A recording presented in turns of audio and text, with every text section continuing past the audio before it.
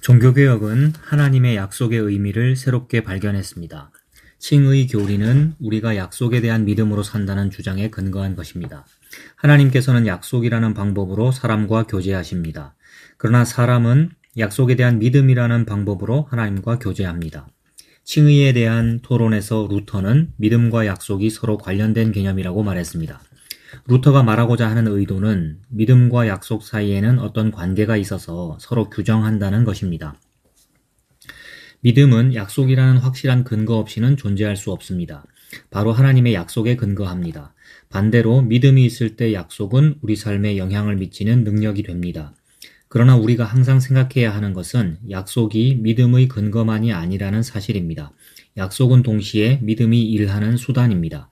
이같이 믿음과 약속의 관계에 대해 루터가 아주 좋은 말을 했습니다.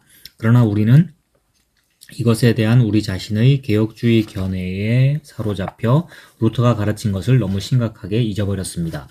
우리는 개혁주의를 사랑하는 그리스도인이라고 스스로 자랑스럽게 말합니다. 그러나 종교개혁의 중요한 진리들을 많이 잃어버렸습니다. 대신 그 자리에 들어온 것은 종교개혁 이후의 종교성, 시대마다 고유한 종교성이라는 희미한 잔여물입니다. 믿음이 약속 위에 근거한다는 것을 루터에게 배웁시다. 루터는 자신이 쓴 유명한 한 종교개혁 저술에서 이런 식으로 말했습니다. 약속하시는 하나님의 말씀이 있는 곳에 반드시 있어야 하는 것은 그 말씀을 받아들이는 사람의 믿음입니다. 그래야 우리 구원의 시작이 믿음에 놓여 있다는 것이 분명해집니다. 이 믿음은 약속하시는 하나님의 말씀에 의존적입니다. 이 하나님께서는 우리의 모든 열심을 고려하시지 않고 먼저 자신의 은혜롭고 무조건적인 긍휼로 찾아오셔서 약속의 말씀을 주신 분입니다. 왜냐하면 하나님께서는 자신의 말씀을 보내셔서 우리를 치료하셨기 때문입니다. 그러나 하나님께서는 우리의 공로를 받아들이신 것이 아니며 이런 방법으로 우리에게 복 주신 것도 아닙니다. 하나님의 말씀이 가장 먼저 옵니다. 믿음은 그 뒤를 따릅니다. 사랑은 믿음을 따르고 모든 선행을 일으킵니다. 바벨론 유수 514쪽에서 루터는 하나님의 약속을 위대한 것으로 생각했습니다. 우리에게 있는 이 하나님의 약속은 여러 가지 안전장치들로 둘러싸여 있습니다. 아무도 하나님의 약속을 만지다가 손가락에 불타는 일이 없도록 하라. 우리는 소심한 사람처럼 이렇게 말합니다. 아무도 자신에게서 하나님 자녀의 표지들을 발견하기 전에 먼저 약속을 생각하는 일이 없도록 하라.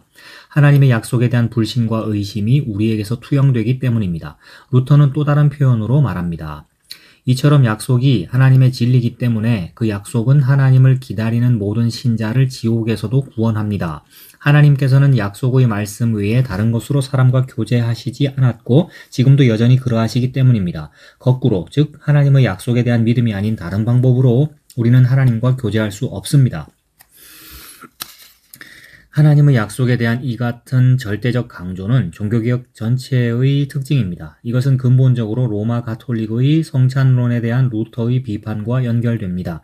또한 종교개혁의 강점인 설교의 비밀을 형성하는 것이기도 합니다. 즉 설교는 약속에 대한 설교여야 합니다. 여기서 루터의 말을 다시 제시하는 것이 좋을 듯합니다. 하나님께서는 우리의 선행에 주목하지 않으십니다. 하나님께서는 우리의 선행이 필요하지 않으십니다. 물론 자신이나 다른 사람과 관련하여 어떤 사람과 교제할 때 우리는 선행을 해야 합니다. 그러나 정작 하나님께 필요한 것은 우리가 하나님의 약속 안에서 진정으로 하나님을 붙드는 것입니다. 그렇게 함으로써 우리가 인내를 가지고 하나님을 기다리며 믿음과 소망과 사랑으로 하나님께 영광을 돌려드리는 것입니다. 이로써 하나님께서는 자기 영예와 영광을 우리에게서 얻으시고 우리는 우리 자신이 아니라 하나님의 긍휼과 약속과 선물로 모든 선한 것을 받고 가지게 됩니다.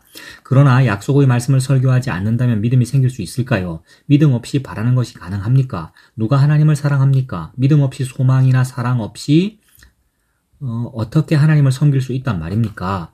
이 둘, 즉 약속과 믿음이 동시에 필요하다는 것을 누구나 쉽게 이해할 수 있을 것입니다. 약속은 네가 약속을 안 지키는데도, 네가 선하지 않는데도 나는 너를 사랑할 거야, 나는 너에게 은혜를 줄 거야 라는 이것이 약속이고, 믿음이라는 것은 저는 죄인인데도, 저는 아무것도 없는데도, 저는 공로가 없는데도 저에게 약속을 지키시는군요. 이게 믿음이다. 그러니까 이 둘, 즉 약속과 믿음이 동시에 필요하다는 것을 누구나 쉽게 이해할 수 있을 것입니다. 약속 없이 믿을 수 있는 것은 아무것도 없기 때문입니다. 그러나 약속은 믿음 없이는 무익함으로 믿음으로 확증되고 완성됩니다. 약속과 믿음의 이런 관계는 특별하고 매우 중요한 문제입니다. 이 관계의 몇 가지 측면을 살펴보고자 합니다. 첫 번째로 순서를 보겠습니다. 즉 믿음 그리고 약속이 아니라 약속 그리고 믿음의 순서입니다. 믿음은 약속에 근거합니다. 또 약속에 의지합니다. 약속 외에는 다른 근거가 없습니다. 약속 없이 믿을 수 있는 것은 아무것도 없기 때문입니다. 두 번째로 믿음은 약속을 견고하게 하며 완성합니다.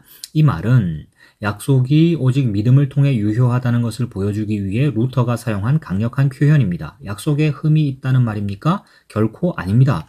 하나님께서 약속하신 것은 확실하며 깨지지 않습니다. 그러나 우리가 이 약속의 위로를 받고자 한다면 반드시 믿음이 있어야 합니다. 믿음이 없다면 약속은 무익합니다.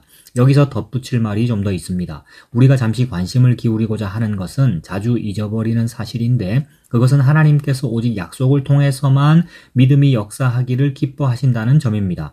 약속은 믿음의 최종 근거일 뿐만 아니라 주께서 믿음을 일으키시는 수단입니다. 무엇보다 우리는 이런 측면을 잃어버렸습니다.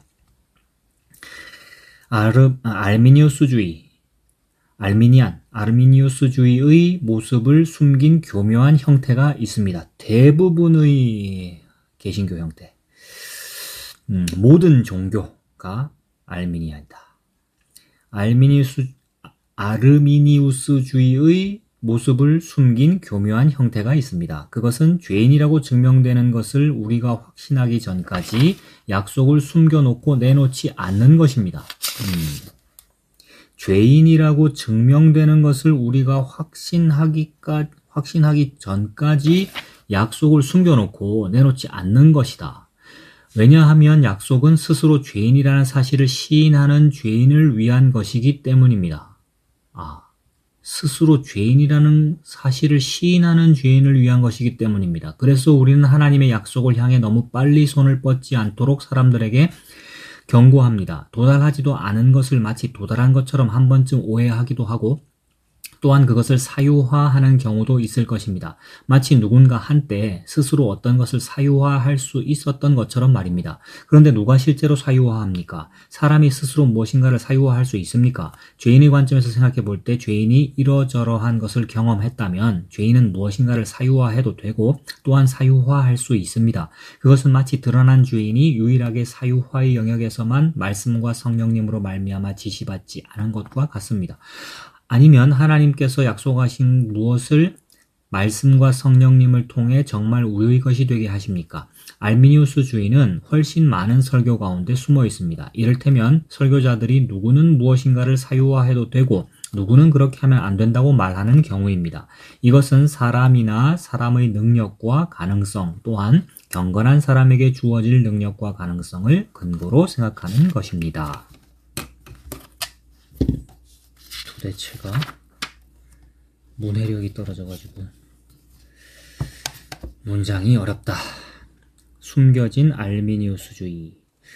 알미니우스주의의 모습을 숨긴 교묘한 형태가 있습니다. 개혁주의라고 말하면서 사실은 알미니우스주의인 그런 설교를 하더라. 그런 신앙생활을 하더라. 우리가. 그 말이지. 그것은 죄인이라고 증명되는 것을 우리가 확신하기 전까지 약속을 숨겨놓고 내놓지 않는 것입니다. 그러니까 약속이 먼저 있고 그 다음에 믿음이 오는 것인데 약속을 말하지 않고 믿음을 가지라고 자꾸 말한다는 거지. 그러니까 왜 믿음이 없느냐. 네가 믿음을 가져야 그 약속이 네 것이 된다라는 그러니까 믿음을 먼저 말하고 약속은 나중에 말하거나 아니면 숨겨놓는다는 거. 그러니까 사람이 해야 한다라는. 그러니까 알미니안주의는 인본주의일 수밖에 없다. 그러니까 알미니안주의에 의하면 약속은 스스로 죄인이라는 사실을 시인하는 죄인을 위한 것이기 때문이다. 그래서 우리는 하나님의 약속을 향해 너무 빨리 손을 뻗지 않도록 사람들에게 경고한다. 네 믿음이 먼저지. 약속을 향해서 약속이 먼저 너에게 가는 거 아니야. 네 믿음이 먼저야. 라고 경고한다. 도달하지도 않은 것을 마치 도달한 것처럼 한 번쯤 오해하기도 하고 또한 그것을 사유화하는 경우도 있을 것입니다. 그러니까 믿음이 없는 건데 이게 믿음이 없는 건데 믿음이 있는 것처럼 오해되는 것이고 또는 나는 이 믿음을 가졌어 라고 믿음을 사람이 사유화하는 경우도 있을 것입니다. 마치 누군가 한때 스스로 어떤 것을 사유화할 수 있었던 것처럼 말입니다. 사람이 무언가를 자기 능력으로 가질 수 있는 것처럼 말을 한다. 사람은 그걸 가질 능력이 없다. 피조물이므로. 창조주만 이 일을 하시는 것이지 사람은 무언가를 스스로 사유화할 수 없다. 흙먼지이므로. 그런데 누가 실제로 사유화합니까? 사람이 스스로 무엇인가를 사유화할 수 있습니까? 죄인의 관점에서 생각해 볼 때 죄인이 이러저러한 것을 경험했다면 죄인은 무엇인가를 사유화해도 되고 또한 사유화할 수 있습니다. 그러니까 사람이 뭔가를 할 수 있는 능력이 있다면 그래서 이러저러한 것을 경험했다고 하는 그 일이 자기의 스스로의 공로라면 그 사람은 그거 사유화해도 되고 또 사유화할 수가 있다. 그것은 마치 드러난 죄인이 유일하게 사유화의 영역에서만 말씀과 성령님으로 말미암아 지시받지 않은 것과 같습니다.